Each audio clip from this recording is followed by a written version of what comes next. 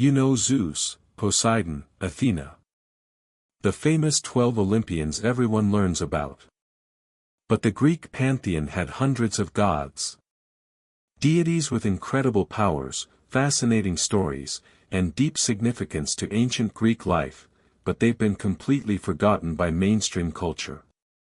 Today we're exploring obscure Greek gods and their hidden powers, divine beings that reveal secrets about the true nature of Greek mythology, ancient religion, and the complex spiritual world of the Greeks. Greek mythology isn't just 12 gods on Mount Olympus. It's an enormous interconnected web of deities, each controlling specific aspects of existence, each with their own cults, temples, and worshippers. The gods you've never heard of were often more important to ordinary Greeks than the famous ones.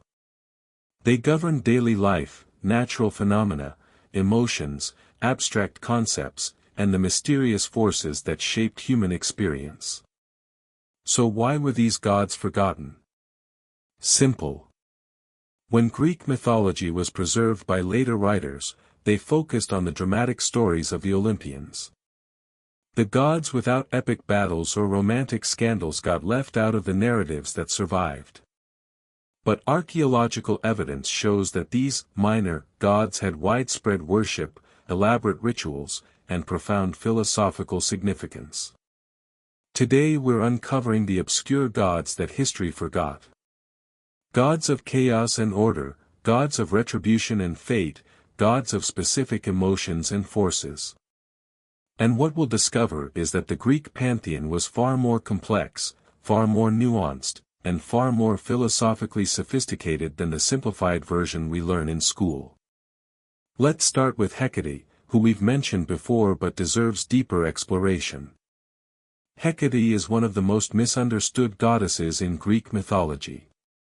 Modern depictions show her as a witch or a dark goddess, but the ancient Greeks saw her very differently. Hecate was a titan who kept her power after Zeus overthrew the Titans. This alone makes her extraordinary. Zeus respected her so much that he allowed her to retain authority over heaven, earth, and sea. She was one of the few titans not imprisoned in Tartarus. She became the goddess of magic, crossroads, necromancy, and the moon. But here's what's fascinating, Hecate was also a protectress. Greeks called upon her for protection against malevolent spirits and harmful magic. She was a guardian of households, a guide for travelers at crossroads, and a divine midwife assisting in childbirth. She wasn't evil, she was powerful and liminal, existing between worlds, between light and darkness, between life and death. Ancient Greeks left food offerings for Hecate at crossroads on the new moon. They built small shrines at intersections where 3 roads met. They invoked her name when performing rituals or seeking divine guidance. She had mystery cults dedicated to her worship. But because she wasn't involved in the dramatic Olympian narratives, modern retellings ignore her.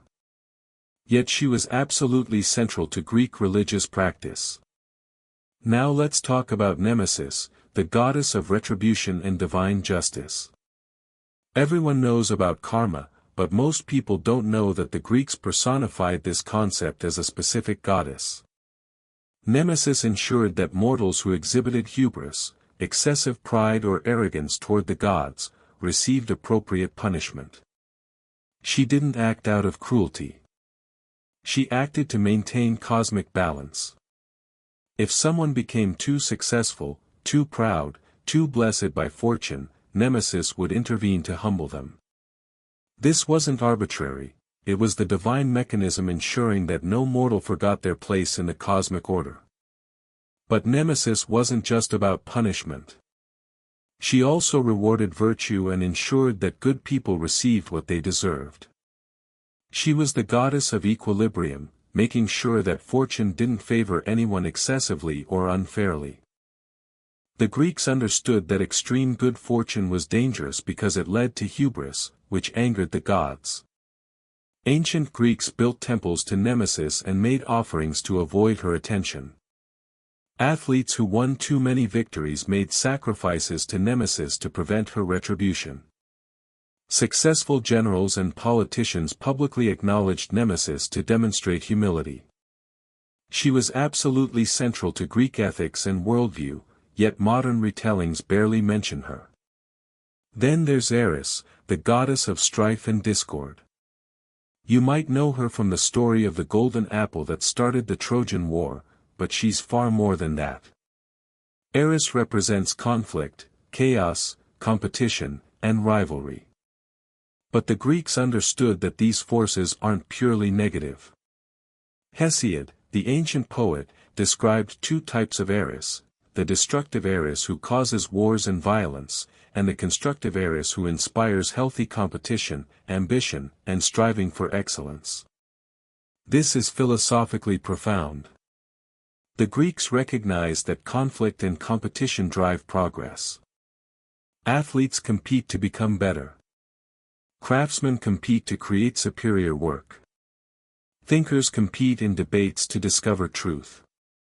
Eris represents the necessary tension that pushes humans toward greatness. Without her, there would be stagnation. Ancient Greeks honored both aspects of Eris. They acknowledged that discord could be destructive or productive depending on how it was channeled. This nuanced understanding of conflict is missing from modern interpretations that simplify Eris into pure negativity. Now let's explore Moirai, the three fates. You might have heard of them, but do you know their true nature and power? The Moirai, Clotho, Lachesis, and Atropos, controlled the thread of every mortal's life. Clotho spun the thread at birth. Lachesis measured its length, determining lifespan. Atropos cut the thread, causing death.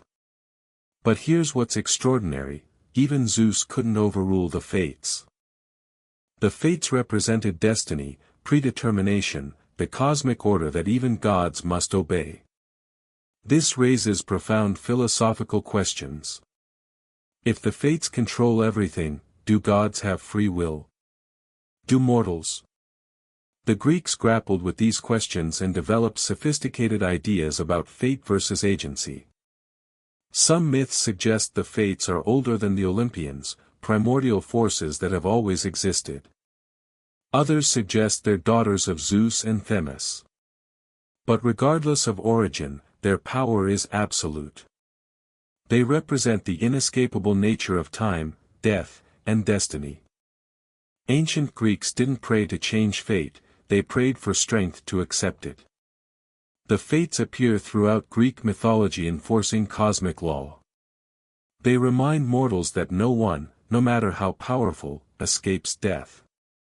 They represent the ultimate humility, acknowledging that we're not in control of our ultimate destiny. Next is Tyche, the goddess of fortune and chance. The Romans called her Fortuna, and her influence was enormous in both cultures. Tyche determined whether you succeeded or failed, whether you lived or died, whether your ventures prospered or collapsed. She represented the randomness of existence, the unpredictability of life. Ancient Greeks understood that hard work and virtue didn't guarantee success. Fortune also played a role. But here's where it gets interesting: Tyche was often depicted blindfolded, distributing fortune randomly without regard to merit. This philosophical insight, that the universe doesn't operate on pure justice, was central to Greek worldview. Good people suffer. Bad people prosper. Tyche explains why. Ancient Greek cities had temples and cults dedicated to Tyche. People made offerings hoping to attract her favor. Generals sacrificed to her before battles. Merchants prayed to her before trade voyages. She represented the unknown variable that determines outcomes.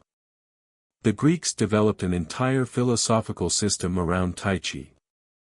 Stoics taught that since fortune is beyond our control, we should focus on virtue and acceptance. Epicureans taught that we should minimize dependence on fortune by limiting desires. Tyche wasn't just a goddess, she was a philosophical problem requiring sophisticated responses. Now let's discuss Nyx, the primordial goddess of night. Nyx is one of the oldest beings in Greek cosmology, existing before the Olympians, before the Titans, even before Gaia in some accounts. Nyx emerged from chaos at the beginning of creation. She gave birth to numerous powerful deities including Hypnos, sleep, Thanatos, death, Nemesis, retribution, Eris, strife, and the fates. She represents the primal darkness, the void from which all things emerge. But here's what's extraordinary, even Zeus feared Nyx. There are myths where Zeus considered punishing one of Nyx's children but refrained because he didn't want to anger Nyx. A primordial goddess so powerful that the king of gods respects her authority. Nyx wasn't evil, she was fundamental. Night isn't negative, it's necessary. Rest, sleep, dreams, mystery, all belong to Nyx's domain. She represents the unknown, the unconscious, the aspects of existence beyond rational understanding. Ancient Greeks didn't worship Nyx widely because she was too primordial, too fundamental. You don't petition the night itself, you acknowledge it. Nyx represents forces beyond divine and mortal politics, beyond the Olympian system. She's the darkness that existed before light, that will exist after the last star dies. Then there's Erebus, the primordial god of darkness and shadow, Nyx's male counterpart. Erebus represents the deep darkness of the underworld, the shadow realm between life and death. Erebus is part of the original creation. Chaos produced Erebus and Nyx, who together created Aether, light, and Hemera, day. This cosmological paradox, darkness producing light, reflects Greek philosophical sophistication. They understood that opposites define each other, that light only exists in relation to darkness. Erebus governed the shadowy transitions, the twilight between day and night, the threshold between life and death, the gray areas where definitions blur. Ancient Greeks recognized that life isn't binary, there are states between, transitions, liminal spaces. Erebus represented these in-between realms. Now let's explore Thanatos, the personification of death. You might know his Roman equivalent, Mors, but Thanatos is more philosophically complex. Thanatos was the son of Nyx and twin brother of Hypnos, sleep. The Greeks saw sleep and death as related, sleep is temporary death, death is eternal sleep. Thanatos wasn't evil or cruel, he was inevitable and impartial. He came for everyone eventually, treating kings and beggars alike. Ancient Greeks depicted Thanatos with wings, carrying a sword or an inverted torch, symbolizing life extinguished. He wasn't feared in the same way as monstrous creatures, he was respected as a necessary force. Greek philosophy taught acceptance of death as natural and unavoidable. Interestingly, there are myths where Thanatos is tricked or temporarily defeated. Sisyphus bound Thanatos in chains, temporarily preventing all death. Hercules wrestled Thanatos to save Alcestis. These myths don't show death as conquerable, they show that death can be postponed but never avoided. The Greeks understood mortality's inescapability. Next is Hypnos, the god of sleep, Thanatos' twin. Hypnos represents rest, dreams, and the daily death-like state we enter. Hypnos lived in a cave in the underworld, where the river Lethe, forgetfulness, flowed. His cave was perpetually dark, filled with poppies, which produce opium.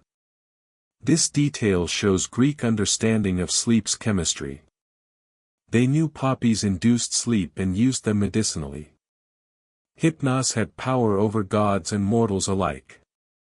He could put anyone to sleep.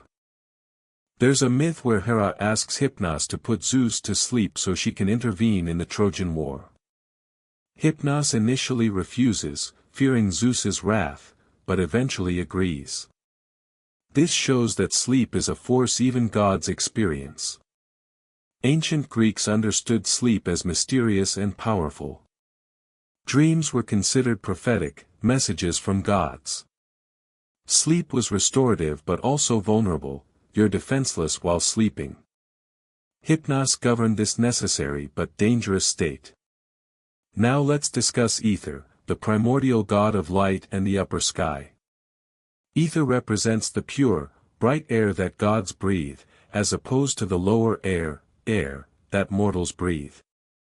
Aether is the son of Erebus, darkness, and Nyx, night, paradoxically born from darkness and shadow. This represents the Greek understanding that light emerges from darkness, that creation involves opposition and transformation. Aether represents the highest heaven, the divine realm where Olympians dwell. He's not just air or atmosphere, he's the luminous substance of divinity itself. Ancient Greeks imagined that gods existed in a higher plane of reality, made of purer substance. Aether embodies this concept. Philosophically, Aether represents enlightenment, transcendence, the divine spark. Mystics and philosophers spoke of ascending to Aether's realm through spiritual practice. Aether wasn't widely worshipped but was philosophically significant as the ultimate reality beyond physical existence. Then there's Hemera, the primordial goddess of day, daughter of Erebus and Nyx. Hemera represents daylight, the illuminated world where mortals live and work. Each morning, Hemera emerged from Tartarus dispelling Nyx's darkness. Each evening, Nyx returned as Hemera descended. This daily cycle was personified as divine beings in perpetual exchange. The Greeks understood natural phenomena as expressions of divine will and personality. Hemera wasn't widely worshipped but was acknowledged in prayers and hymns. She represents the observable world, the realm of activity and consciousness, as opposed to Nyx's realm of sleep and mystery. Together, they govern the fundamental rhythm of existence. Now let's explore Ananke, the primordial goddess of necessity, compulsion, and inevitability. Ananke represents fate in its most absolute form, not just destiny but cosmic necessity itself. Ananke was sometimes described as the mother or controller of the fates. She represents forces that even gods cannot change. While the fates determine individual destinies, Ananke represents the structure of reality itself, the physical and metaphysical laws that everything must obey. Philosophically, Ananke is profound. She represents the limits of existence, the boundaries even divine power cannot cross. Ancient Greek philosophers debated whether gods created necessity or whether necessity predated gods. If Ananke is primordial, then gods are also subject to cosmic law. Orphic traditions described Ananke as an enormous serpent entwined with Kronos, time, together turning the cosmic spindle that rotates the universe. This image of necessity and time bound together driving cosmic motion is philosophically sophisticated. It anticipates modern physics concepts like spacetime and causality. Next is Kronos, often confused with the Titan Cronus but actually a separate primordial deity. Kronos represents time itself, the linear progression from past to future. Kronos emerged from chaos or was self-generated, depending on the account. He's depicted as an old man with a long beard, sometimes with serpentine features, turning the cosmic wheel. He represents the relentless forward movement of time that erodes all things. Ancient Greeks understood time's destructive power. Kronos devours everything, youth becomes old age, life becomes death, memory fades, civilizations crumble. The phrase, Father Time, comes from Kronos. He's not cruel, he's impartial and inevitable. Philosophically, Kronos raises questions about eternity and temporality. Gods are often described as immortal, but do they experience time? If they're eternal, are they outside Kronos' domain? Greek philosophers debated whether time is absolute or relative, questions that modern physics still explores. Then there's Eris, the god of old age. Eris was the son of Nyx and represented the decline that comes with aging. Eris was depicted as a tiny shriveled old man. He wasn't honored or worshipped because nobody wants old age. But the Greeks acknowledged him as inevitable. Fighting Eris is futile, he comes for everyone who lives long enough. Interestingly, Greek philosophy taught respect for old age despite Eris's negative aspects. Elders possessed wisdom and experience. Eris brought decline but also maturity and perspective. The Greeks had a nuanced view: aging is undesirable but also necessary for wisdom. Heroes sometimes battled Eris symbolically, representing the human desire to remain youthful and strong. But Eris always wins eventually. Only death prevents Eris, those who die young never experience his touch. Now let's discuss Elpis, the personification of hope. Elpis appears in the famous myth of Pandora's box. When Pandora opened the jar, mistranslated as box, all evils flew out into the world: disease, death, suffering, despair. But one thing remained: Elpis, hope. The Greeks debated what this meant. Is hope good because it helps us endure suffering? Or is hope bad because it keeps us trapped in illusion? Some philosophers argued that hope is humanity's greatest blessing because it motivates us to continue despite hardship. Others argued that hope is the cruelest evil because it prevents us from accepting reality. This philosophical ambiguity shows Greek sophistication. Elpis wasn't widely worshipped but was acknowledged as a fundamental force. She represents the psychological resilience that allows humans to survive tragedy. Without hope, humans would succumb to despair. But excessive hope leads to foolishness and disappointment. Finally, let's explore Pheme, the goddess of fame and rumor. Pheme represents reputation, gossip, and the spread of information. Pheme could travel instantly across the world, spreading news both true and false. She represented how information moves through society, how reputations are built or destroyed, how rumors become accepted as truth. The Greeks understood that fame and reputation are powerful forces that shape lives. Ancient Greeks acknowledged Pheme's power but also her danger. She could elevate heroes but also spread malicious gossip. She represented the social dimension of existence: how others perceive us affects our reality. Philosophically, Pheme raises questions about truth, perception, and social reality. Is reputation real? Does fame change who you are? The Greeks debated whether the opinions of others matter or whether virtue is independent of reputation. So what have we learned? The Greek pantheon was incredibly complex. Beyond the famous Olympians, there were hundreds of deities governing specific forces, emotions, concepts, and phenomena.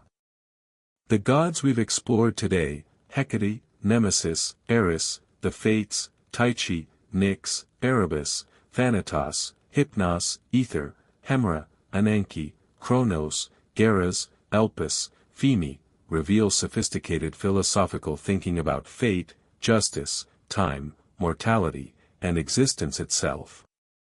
Ancient Greeks didn't see these as separate mythological stories. They saw an interconnected system describing how reality works. Each god represented a real force or principle. Understanding the gods meant understanding the cosmos. Modern simplified versions of Greek mythology miss this depth. We reduce it to adventure stories about Zeus and Hercules. But the Greeks were doing philosophy through mythology. Every god represented a concept worthy of contemplation. What do you think? Do these obscure gods reveal a more sophisticated Greek worldview? Does learning about forgotten deities change how you understand Greek mythology? Let me know in the comments what god surprised you most. And if you want to keep exploring hidden mythology and forgotten knowledge, subscribe to Forbidden Knowledge. Tomorrow we're diving into Egyptian gods you've never heard of, deities that reveal secrets about ancient Egyptian religion and cosmology. This is going to be fascinating. Thanks for watching.